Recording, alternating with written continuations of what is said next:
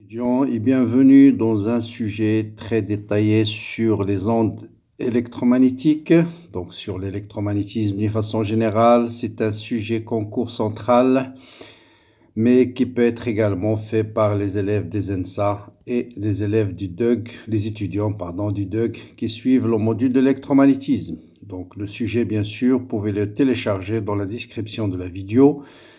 Donc, dans une première partie qu'on appelle préliminaire, il s'agit de déterminer l'expression de champ électrique d'une OPPM, onde plane progressive monochromatique, à partir de quelques informations. Ensuite, on va dans la direction de propagation, on va dans la direction de polarisation.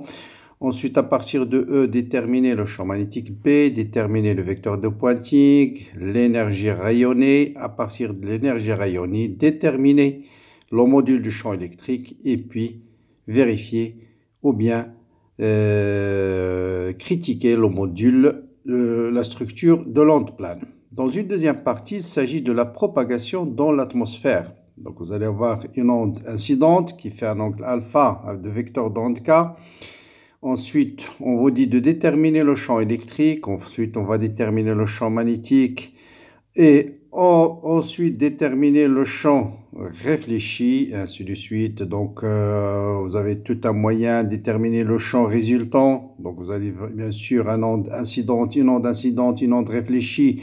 Donc, on déterminera l'onde résultant et voir qu'il s'agit d'ondes de structure d'onde stationnaire ou bien d'onde qui se propage ou bien un mélange des deux. Et toujours dans l'exercice, dans ce problème, donc traiter si alpha, vous voyez bien que si alpha égale à 0, vous allez avoir le cas simple d'une incidence normale. Donc vous allez avoir une réflexion normale. Il faut essayer de retrouver les résultats si alpha égale à 0. Ça va vous donner une indication de la validité de vos résultats. Et dans une dernière partie, il s'agit de déterminer les conditions de réflexion de l'onde par l'ionosphère. C'est-à-dire, on supposera qu'il existe un champ électrique, une onde électromagnétique dans l'ionosphère. Donc, il s'agit en fait d'un modèle microscopique.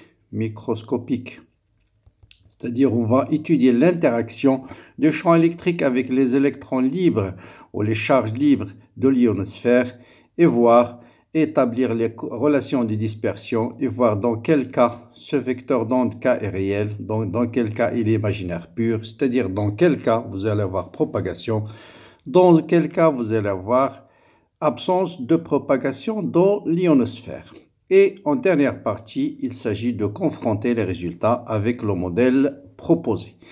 Bon, c'est un sujet très long, bien sûr, je vais me contenter dans cette première partie de répondre à la partie 1. Bien, donc dans cette première partie, il s'agit en fait d'étudier la structure d'une OPPM, onde plane progressive monochromatique, en précisant la polarisation, direction de propagation, comment elle est le trièdre KEB, c'est-à-dire quelle est la direction de E, direction de B et l'expression de K. Bien, donc on va s'intéresser ensuite, il faut préciser que dans cette partie, on s'intéresse à l'étude des ondes planes dans un milieu illimité, c'est-à-dire on ne va pas s'intéresser au phénomène de réflexion ni de réfraction. Bon, le type d'onde qu'on va utiliser, c'est ce qu'on appelle, on va étudier, ce sont les grandes ondes. D'accord? Donc, grandes ondes, ou bien on les appelle AM, modulation d'amplitude, ou bien LW, long wave. Donc, la puissance de ces ondes est estimée à 2000 kW, des antennes qui émettent ces ondes, et la fréquence de l'onde qu'on va étudier, c'est 185 kHz. Première question, déterminer la longueur d'onde. Bon, la fréquence, bien sûr, c'est égal à C sur lambda. Connaissons donc ce qui implique lambda est égal à C sur F. C, c'est 3 10 puissance 8. 3 10 puissance 8 divisé par la fréquence, 185 10 puissance 3.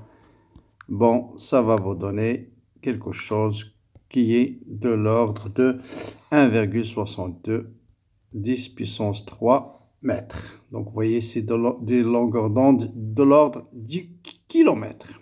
Bien. Question 1b. E est polarisé suivant OY. Je rappelle que la direction de polarisation vous indique la direction du champ électrique. Se propage suivant OZ. Il nous indique quoi? Il nous indique la direction des vecteurs d'onde. Donc, polarisé suivant Y, ça veut dire que le champ électrique, c'est égal à E suivant EY. Polarisé suivant OZ, ça veut dire K est égal à K suivant OZ. Dans le cas général, la forme générale d'une onde plane progressive monochromatique, c'est E0 exponentielle en notation complexe, bien sûr, plus ou moins J oméga T, plus ou moins K scalaire R. Bon, dans l'énoncé, on vous dit on va utiliser les conventions exponentielles plus J, donc on va éliminer ce plus J, puisqu'il se dirige vers les Z croissants, donc là vous allez avoir un signe moins. Et donc, puisque K est suivant au Z, bien sûr, vous avez K scalaire R, c'est égal à K fois Z. Donc, voilà la forme générale du champ de l'onde qui va être polarisé suivant Y, se propage suivant Z et dans la direction croissant Z. Si bien sûr il s'agit de propagation de la direction décroissant, vous allez voir ici un signe plus. Bien, si on connaît l'expression de E, on peut déduire tout de suite l'expression de B. Bon, je rappelle, donc un petit rappel, que ça normalement on peut l'écrire tout de suite, mais lorsqu'il s'agit d'une onde plane avec cette expression-là, vous voyez bien que le gradient se réduit à moins jk suivant z, c'est-à-dire le gradient c'est moins j fois k, et la dérivée par rapport au temps c'est j oméga. Donc, chaque fois que j'ai l'opérateur gradient dans les équations de Maxwell avec cette expression d'onde, je peux remplacer gradient par moins j fois k et d sur dt par j oméga. Donc, j'utilise l'équation de Maxwell-Faraday. Rotationnel de E est égal à moins d de b sur d de t. Donc, moins jk vectoriel E est égal à moins j oméga fois b en simplifiant par moins j. Vous voyez bien que b est égal à k vectoriel E sur oméga. Sachant que K est égal à oméga sur C, donc ça me donne 1 sur C, Z vectoriel E. Bien sûr, vous pouvez utiliser directement cette expression lorsqu'il s'agit d'une onde plane. Donc, le vecteur d'onde B qu'on cherche est égal à EZ vectoriel E. Donc, il suffit de faire EZ vectoriel EY, ça vous donne moins EX. Donc, ça nous donne moins E0 sur C, puisque K c'est moins E0 sur C, multiplié par exponentielle J oméga T moins K fois Z, suivant EZ vectoriel EY, on a dit c'est moins EX, voilà le signe moins. Voilà le vecteur champ magnétique B. Bien, question 1D, quel est le vecteur de Poynting et quelle est sa valeur moyenne? Donc là, il faut faire attention. Si on utilise les notations complexes, et il faut éviter de les utiliser, dans ce cas, on ne peut déterminer que directement la valeur moyenne de pi, qui est par définition 1 sur 2 mesuraux E vectoriel, le conjugué de B. Ça, c'est en notation complexe.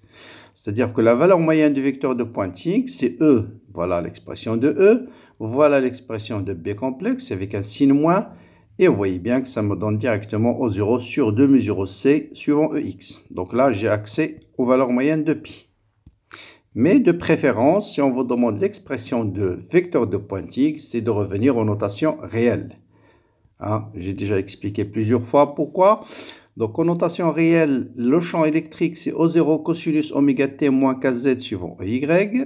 En notation réelle, le champ magnétique c'est tout simplement la partie réelle du nombre complexe associé au champ magnétique B. Ce sera moins O0 sur C cosinus oméga t moins kz suivant EX. Et donc, non vecteur de Poynting, ce sera E vectoriel B.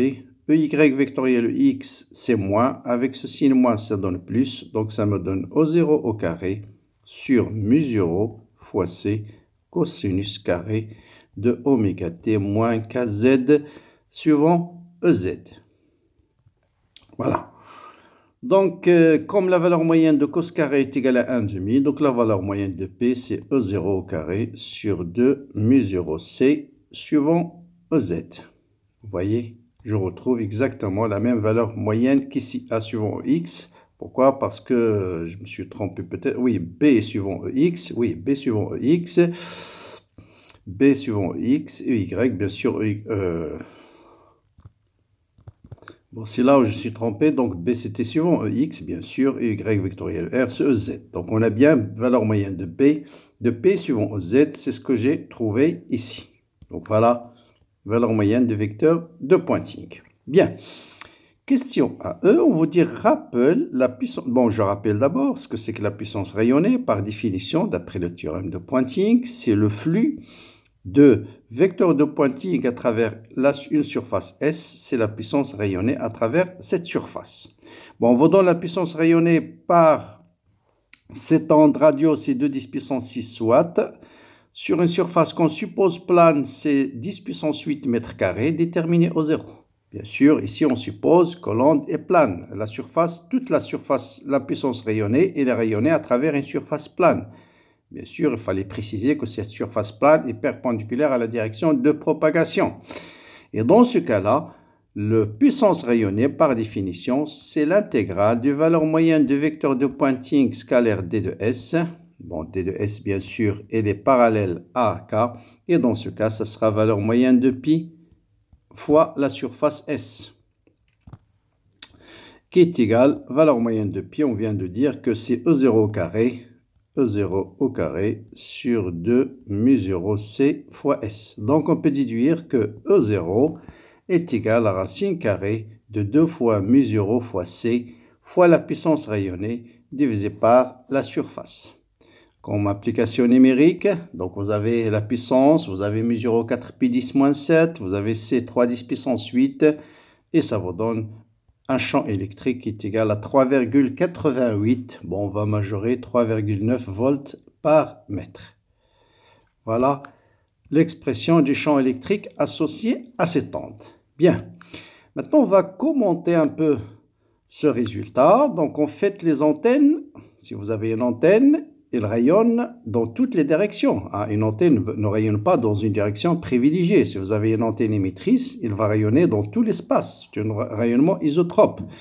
Un rayonnement isotrope dans tout l'espace. Autrement dit, vous avez ce qu'on appelle des ondes sphériques et non pas des ondes planes. Des ondes sphériques. Donc le modèle d'onde plane, normalement, n'est pas valable pour calculer.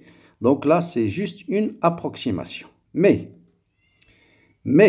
lorsque le récepteur est petit, ça veut dire lorsqu'on est très très loin de l'onde émetteur, ou bien lorsqu'on est très loin de l'onde émetteur, vous avez ici une structure, l'onde plane elle est sphérique, mais si vous avez votre récepteur ici, il a une dimension qui est faible par rapport au rayon de cette sphère, vous voyez bien que au niveau des récepteurs, l'onde paraît comme plane. Donc l'approximation d'onde plane, elle est justifiée si la dimension des récepteurs elle est très petite par rapport aux longueurs d'onde. Et c'est pourquoi on vous demande de calculer lambda tout au début de ce sujet. On a trouvé de l'ordre du kilomètre. Donc si vous avez des dimensions de récepteurs de quelques mètres, l'approximation de l'onde plane elle est pleinement justifiée. Donc voilà pour cette première partie. À bientôt pour la suite du corrigé de ce travail. Bonne recherche, bonne continuation et à bientôt.